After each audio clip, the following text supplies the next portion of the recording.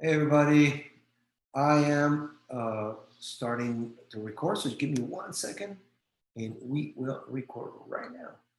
First I gotta close this, then I gotta start recording here, the screen recording, boom, boom. And now, just in case I'm gonna record to the cloud, go. All right. I'm gonna try to move it a little bit this way, so scoot a little bit if you can. Hi guys. Hello, we're Cesar and Pam with CesarandPam.com. Grow your business without losing your soul, your family, or your health in the process. And thank you for joining us. Thank you for checking out this recording. If you're watching it on YouTube, Facebook, or Instagram, we are trying to help.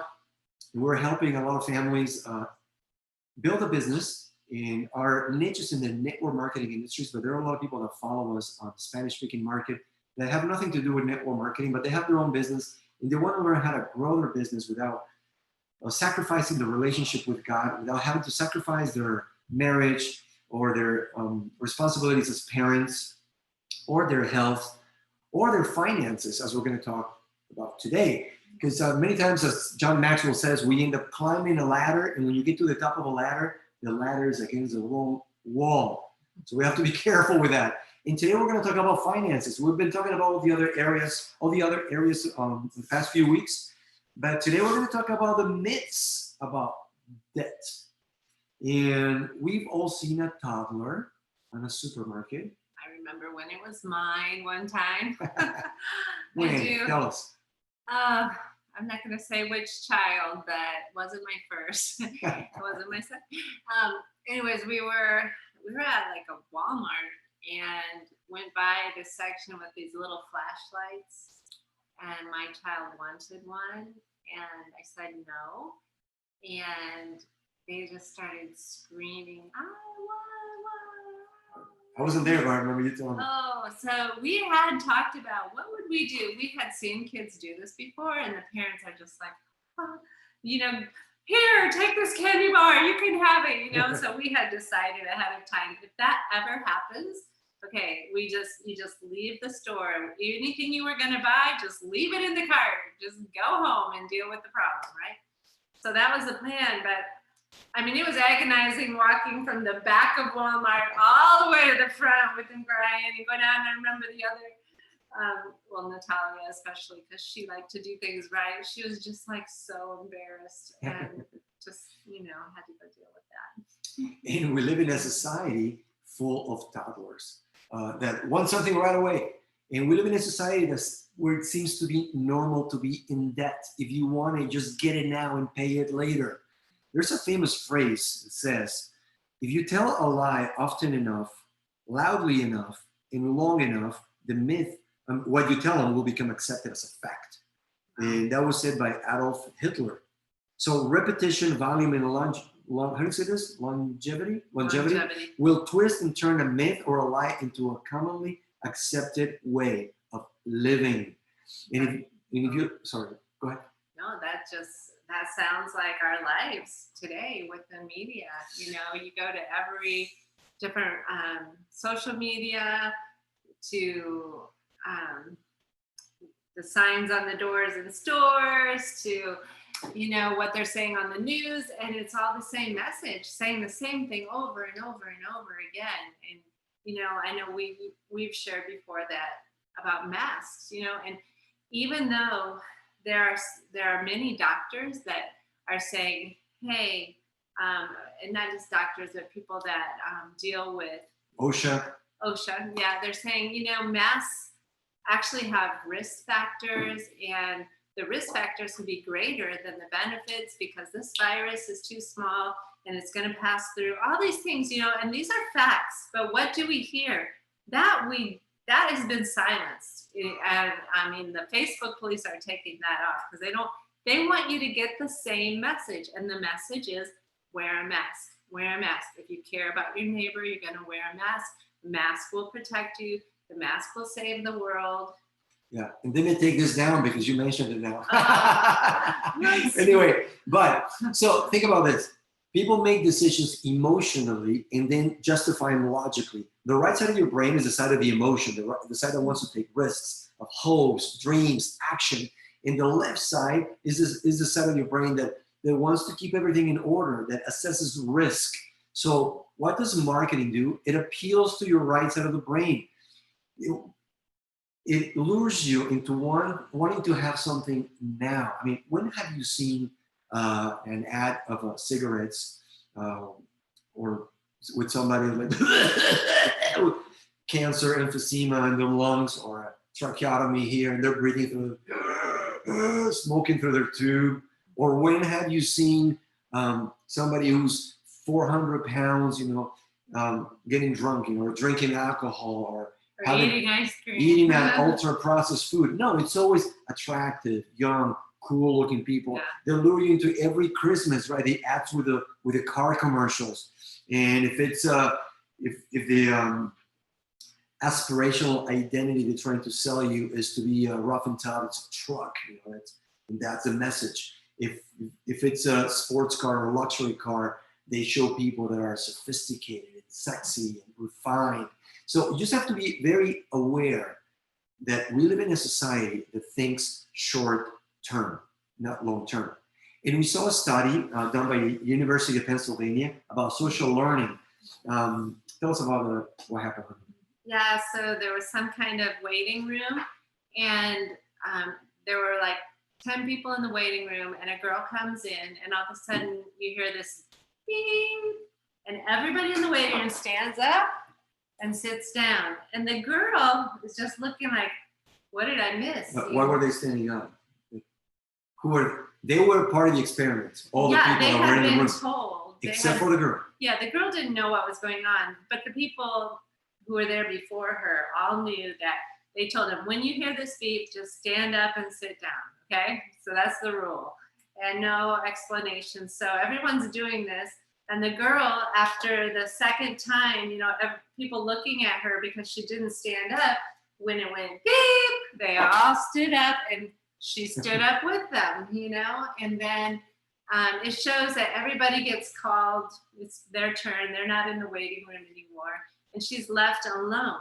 So then it's like, what's she going to do when it beeps? Is she going to stand up? Because she doesn't know why she's standing up. Everyone else knew it was an experiment, And so it beeps, and she stands up by herself. And then she's sitting there, and someone new comes in the room, and he just sits down and opens up his magazine, and the beep happens, and she stands up. And you didn't. The guy is like looking at her like, and he even said, "What are you doing?" She's like, "Well, I'm not sure, but when I got here, everybody stands up when it beeps and then sits down." So it beeped again, and then you're thinking, surely he's not going to do it too, but he does. Well, he asked her, "Why are you standing up?" Yeah, he said that. Oh, sorry. And she said she didn't really know, but that everyone else had been doing it. So it beeps, and she just stands up. And the guy stands up too. So he stands up too. And then after doing this over and over, she gets called in to her appointment, and then he's there, and somebody else walks in. So it's like, okay, is he going to keep doing it? And he does. And we look at it and we think, that's crazy. But we all do it. Like we're so easily persuaded by words and repetition. Like we're so vulnerable. That's just what I thought, man. We are so vulnerable because, we're going to read some myths about debt, and it's crazy, but I've believed many of these myths. I don't even know. I don't remember getting taught.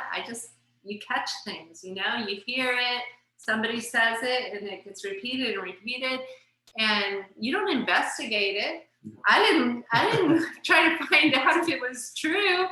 It was just like, everybody knows this, right? Yeah. It's just the way you do it. It's the only way. Just so you know, we're using Dave Ramsey's book, Total Money Makeover, which has incredibly helped us throughout the years, in decades. so anyway, the first myth: debt is a tool and should be used to create prosperity. Truth: debt adds considerable risk, most often doesn't bring prosperity, and isn't used by wealthy people nearly as much as we are led to believe. See, we're told that debt is like a fulcrum and lever. That's what you say? Okay. Mm-hmm. Allows to live what otherwise we could not. But it's a double-edged sword. There's a factor that nobody mentions, and it's an intangible factor, and that is the risk factor.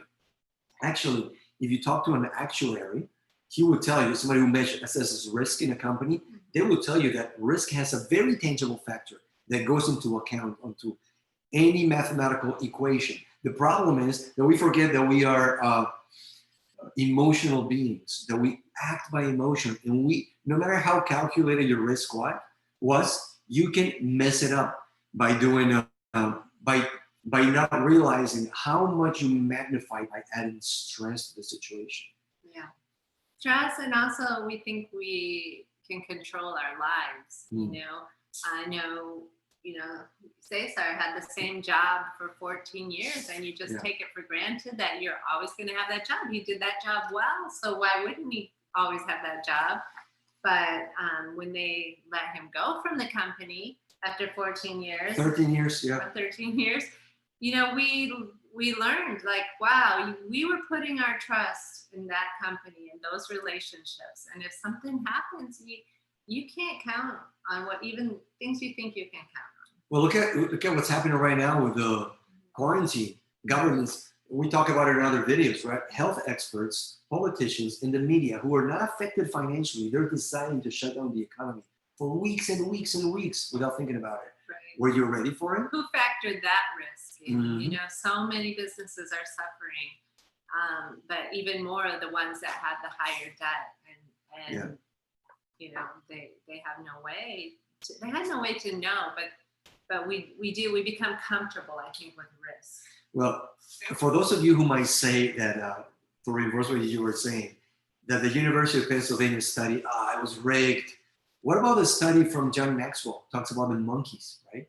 They had this pole in a room with all these monkeys, and it had some bananas at the top. And when one of the monkeys tried to climb up, they would use a fire hose, a water hose, and bring them down enough time so that monkeys were not daring to go up the tube. Then they stopped doing the water, and they added new monkeys. And when the monkeys started to climb up, the other monkeys brought them down. So right now, we're just giving you a heads up. If you start believing the idea that you can actually live debt-free, you're going to have family and relatives and friends that are going to try to bring you down because you are thinking differently.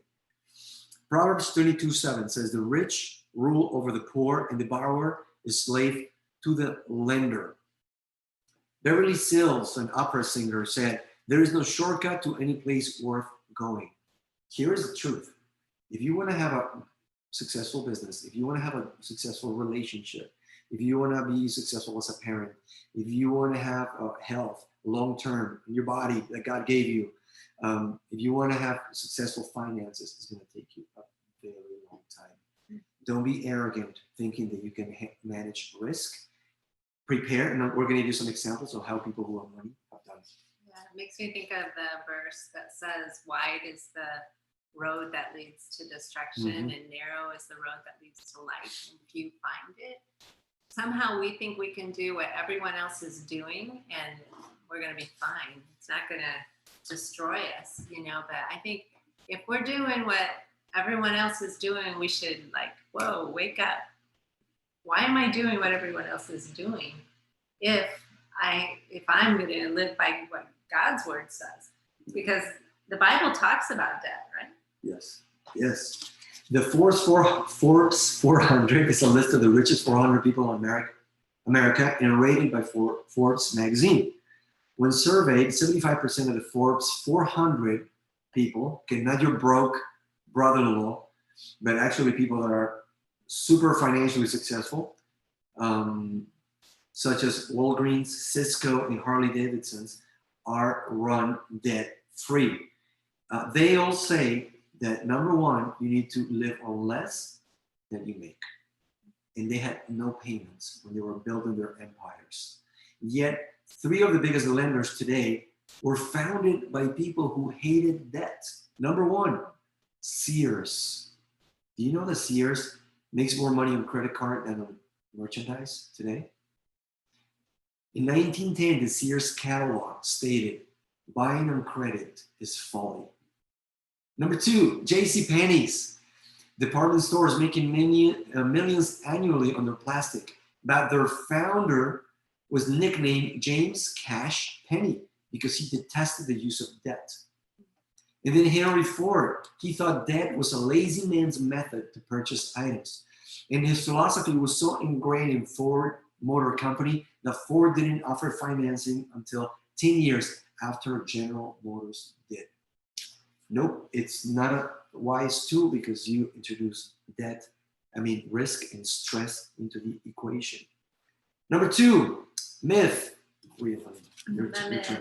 If I loan money to friends or relatives, I am helping them. Truth. If I loan money to a friend or relative, the relationship will be strained or destroyed. The only relationship that would be enhanced is the kind resulting from one party being the master and the other party a servant. There's an old joke that says that if you loan your brother-in-law $100 and he never speaks to you again, was it worth the investment? And I can tell you there are 3 times when I didn't consult with Pam and I loaned money to people that I really care for, big amounts of money for us anyway, and it destroyed the relationship and they never paid me back. Yeah. What happens is, have you noticed when you loan money to somebody or they loan money to you and then a relative and it's Christmas time, it's not the same eating with your friend or with your relative than with your master or with your slave. We're watching a really good series called Heartland right now. And in one of the episodes, the father-in-law loans money to the son-in-law. And then what happened, Pam? Then he becomes the critic of everything the son-in-law is doing. Oh, how much did you spend on that? Oh, you bought that cattle? How much was it ahead? Why are you drinking that coffee? You want to buy me a coffee with my money? You know, he offered to buy his coffee. Just every little thing, you feel like it's your money still, and you want them to use it the way that you would. Has that happened to you? Have you loaned money to somebody and then they're posting on Instagram and they're out buying a Starbucks or they're on a trip? What does that do to the relationship? Don't do it. And Dave tells an example about a lady named Joanne in the book. She had a really good friend at work and they had lunch every day. And then one time she loaned her friend $50. And that after that, they stopped talking. The one that owed the money avoided her. So she called the program and asked him, Dave, what do I do? And Dave asked her, well, is your friendship with her worth more than $50? And she said, yes, absolutely. Then forgive the debt.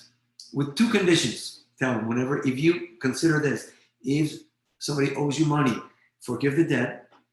And condition number 1, though, tell them, agree to help someone in need someday. Tell the person that you forgive the debt to, agree that they will help somebody in need one day. And number 2, agree that they will never loan money to friends again or family again. I think if you really have it on your heart to help someone, then the issue is, are you willing to give them that money? Are you willing to be generous? You know? Or create a way where they could pay you back with work. That's something that I have done, and I felt good about that, where I became their employer, which is not as bad as being a slave and master relationship, as the Bible says. And just be careful and take that into account. Next one, myth. Read that, honey. By co-signing a loan, I am helping a friend or relative. Truth. Be ready to repay the loan. The bank wants a co-signer for a reason, which is that they don't expect the friend or relative to pay. So don't, if the bank has done the math and they say there's too big of a risk to loan this person the money, then they probably won't be able to pay it and it's going to be your debt. Yeah, there's a reason why they do it, and they measure very carefully all the possibilities. If you're in the insurance business, financial business, they can calculate how many people will not pay, how many people will pay how much and how late, and that's how they stay afloat and create fortunes on the interest. Proverbs 17:18 says, read that, huh? This is a different version, but it's stupid to guarantee someone else's loan. You can say foolish if you don't like the word. It is stupid to guarantee someone else's loan. Why? Because just think that you are going to end up paying for it. You're going to end up with a broken heart and a broken wallet if you do. Next one, huh? Cash advance, payday loans, rent to own, title pawning, and note-to-note car lots are needed to help lower income people get ahead. That's the myth. The truth is these rip-off examples of predatory lending are designed to take advantage of lower income people and benefit only the owners of the companies making the loans. Poor people think, what's my payment? Rich people think, how much does it cost total?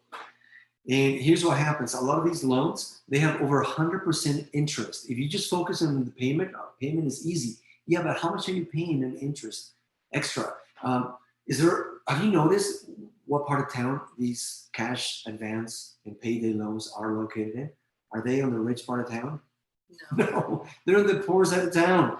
The payday loan is one of the fastest growing trash lenders out there, says Dave Ramsey. You'll write a hot check for $225, dated 1 day from now, which will be payday. They will give you $200 cash on the spot, all for a mere $25 service charge, which equates to over 650% interest charge annually. He gives an example of a person that was caught in this situation, and he couldn't pay the one, so he went to another one, into another one, into another one. It's a slippery slope. Yeah. And I think, wow, I mean, when the Bible talks a lot about not taking advantage of the poor, so it's not a business to get into. That is true. I'm reading the Old Testament right now in the book of Jeremiah, and wow, that's one of the things that God hates. Yeah. So if you're in that industry, maybe you ought to look for a different place to work. Mm-hmm. All right, so here's another one. The classic tote the note car lot is no better. Most of these transactions involve older, cheaper cars. The dealer purchases these cars and sells them for a down payment equal to what he paid for the car. So the payments are 18 to 38% interest paid weekly, and they're all gravy because they'll resell the car for the amount that they'll repo the car, and then just keep taking the payments. It's all extra profit. Tow trucks all over town recognize these exact cars because the car being sold has been sold many times and repeatedly repoed by the dealer. What about rent to own? Have you seen that, honey? Have you seen those things offered? Yeah, it came in the mail. I remember those offers when we first moved here. And you could get a washing machine, and you just pay a certain amount weekly or monthly, and the washing machine was yours. You just had to pay way more than if you would have paid up front, right? Well, let's do the math. So the Federal Trade Commission continues to investigate this industry because the effective interest rates in rent-to-own transactions are over 1,800% on average. People rent items they can't possibly afford to buy because they look only at how much a week and think, I can afford this. If you look at the numbers, no one can afford this. The average washer and dryer will cost you just $20 per week for 90 weeks. That's a total of $1,800 for a washer and dryer you could have bought for $500 new or $200 used. If you had saved, for as an example, $20 a week for just 10 weeks, you would have been able to buy $200 used, one cash. But it's the problem of I want it now. Right? Yeah. Okay, another question. One last question. Read that one, hon. Here's the myth. 90 days, same as cash, equals using other people's money for free.